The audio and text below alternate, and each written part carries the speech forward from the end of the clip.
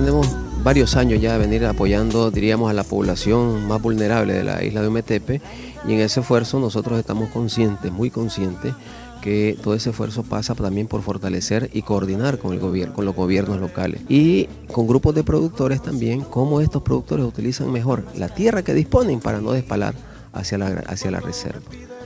Además, fortaleciendo técnicamente a distintos grupos de personas, por ejemplo, mujeres, madres solteras, jóvenes, ¿verdad? Que para que no emigren hacia otros lados, sino que aquí encuentren una alternativa en su territorio.